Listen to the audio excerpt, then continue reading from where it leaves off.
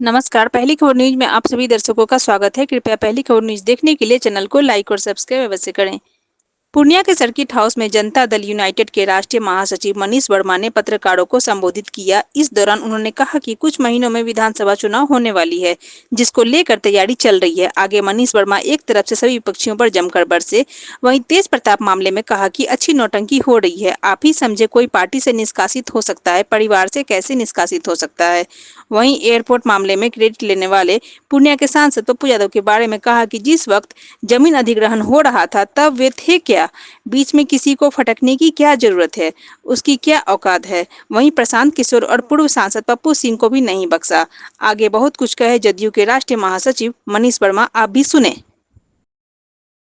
हमदाहा, रुपौली, सब जगह कस्बा, विभिन्न जगहों पे, भवानीपुर, टीकापट्टी, सब जगहों पे जा कर के विभिन्न लोगों से जाकर जनसंपर्क किया, उनकी समस्याओं को जाना, उनकी अपेक्षाओं को जाना और पार्टी कैसे अच्छा कर सकती है आगामी चुनावों में, इसके लिए सब काम किए। देखिए, कैंडिडेट का फैसला अभी तक तो हम लोग के आपस में गठबंधन में सीटों का शेयरिंग पे ही फैसला नहीं है, चल रही प्रक्रिया।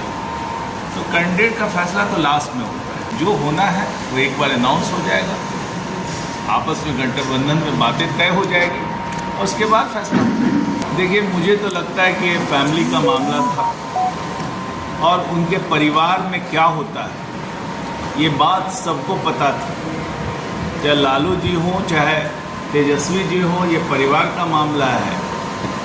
जब ये सारे मामला जो है लोगों के नज़र में, परिवार की नज़र में थी और जब ये चीज़ मीडिया के नज़र में आ गई, लोगों के नज़र में आ गई, तो उस पर कार्रवाई करने का नाटक किया।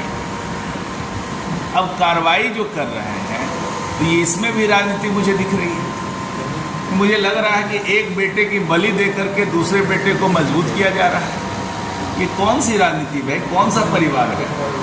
ये परिवार क्या दुहाई देते हैं और उसमें जो है एक को करने के लिए, मजबूत करने के लिए, दिखावा करने के लिए कि बलि दी जा रही है। मैंने तो सुना है कि पार्टी से निष्कासित किया जाता है, मैंने आज तक नहीं सुना किसी को परिवार से निष्कासित किया जाता है। परिवार का जो बेटा होता है, बेटा से कौन निष्कासित कर सकता है?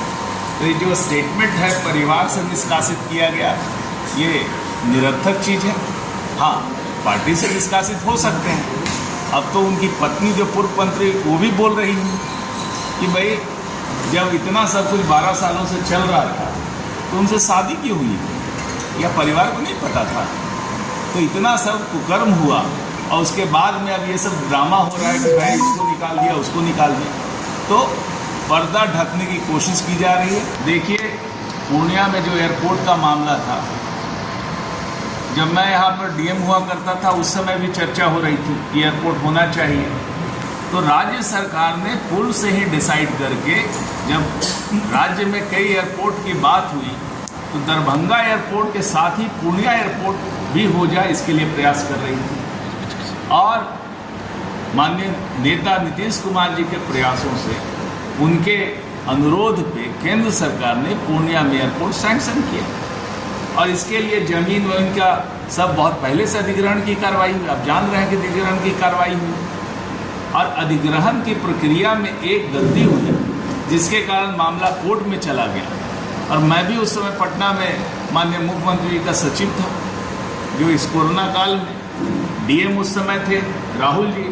कई बार उनसे संपर्क करने की कोशिश की।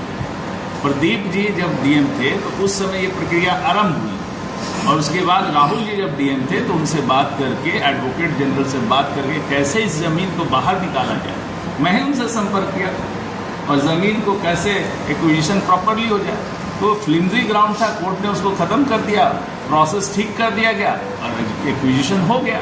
तो यहाँ पर एयरपोर्ट के मामले में मैं देखता हूँ कि कुछ लोग जो हैं वो क्रेडिट लेने की बात करते हैं, हमने कर दिया। अरे आप थे कब? जब लैंड एक्विजिशन का प्रोसेस था तब आप थे। जिस समय लैंड एक्विजिशन होना शुरू हुआ आप थे। निर्णय तो तब न होता कि पहले निर्णय होता है तब लैंड एक्विजिशन होता है। तो ये जनता को जस्ट गुमराह करके क्रेडिट लेना, बेवकूफ़ बनाना, तो कुछ लोगों की ये फितरत है और ऐसी बेवकूफ़ बना करके वो वोट लेते हैं। और जनता जो है बाद में देखती है कि भाई वोट तो दे दिए, कभी प्रवाह में आवेश में इस तरह से आकर के वोट दे दिए और बाद में अपने को ठगा महसूस करती है। तो इसमें जो क्रेडिट लेने की बात है, तो आप ही समझिए ये मामला राज्य सरकार और केंद्र सरकार के बीच में है। बीच में किसी को फटकने की क्या जरूरत है और उनकी क्या औकात रहती है। जब राज्य सरकार डिमांड करती है, राज्य सरकार ये प्रोसेस करती है, केंद्र सरकार उसका अप्रूवल है। तो यहाँ पर कोई व्यक्ति आके जो उस दल में नहीं है, गठबंधन में नहीं, वो क्लेम करता है कि भाई हम कर दिए। कहाँ से आपकी क्या क्षमता है भाई? तो आप तो सब कुछ करा सकते हैं। तब बिना आप गठबंधन में, बिना सरकार में रहे हुए आप करवा सकते हैं। आश्चर्य का विषय है। ये लोगों को खुद ही जज करना है। और एयरपोर्ट बन रहा है, उसमें कोई दूसरा जाकर के कह रहा है कि हम बनवा रहे हैं, तो ये तो बड़ी अच्छी बात है ना। तो ऐसे तो कई लोग कहते हैं कि हम बनवा रहे हैं, तो उनका जो है जनता खुद निर्णय लेगी कि क्या कर रहा है वो, कैसे मूर्ख बनाया जाता है। प्रधानमंत्री जी का कार्यक्रम चल रहा है और पहले भागलपुर में हुआ, उसके बाद मधुबनी में हुआ, अभी और तीसरा कार्यक्रम है तो चल रहा है। वो बिहार के विभिन्न क्षेत्रों में जा कर के जो लोगों से संवाद स्थापित कर रहे हैं और बिहार के लिए तरह तरह के काम वो डिक्लेयर कर रहे हैं। ये तो हम बिहार वासियों के लिए खुशी की बात है कि जगह जगह आ करके बहुत सारी योजनाओं का सौगात वो बिहार के लिए दे रहे हैं। तो उनके आगमन का हम स्वागत करते हैं। पब्लिक सर्वेंट होते हैं, उनसे ये उम्मीद की जाती है कि जनता के पैसे से उनको सैलरी दी जाए और जनता जब पैसा देती है तो एक्सपेक्ट करती है कि पब्लिक सर्वेंट लोगों के लिए काम करें, लोगों की सेवा करें। और मैं मुख्यमंत्री जी के साथ 5 साल रहा हूँ सचिव। मैंने देखा कि कोई भी फाइल यदि किसी अधिकारी के रूप में आया और यदि उसने कहा कि इसने ये काम किया है, उसको दंड मिलना श्योर है। कई अधिकारियों को मैंने बर्खास्त होते हुए देखा और आज भी बीच बीच में आप देखे जाते हैं कि कोई अधिकारी पकड़ा जाता है, उसको पकड़ा जाता है, उसको सीधा बर्खास्त किया जाता है, उस पर कड़ी कार्रवाई होती है, FIR लॉन्च होता है। ये हास्यास्पद है।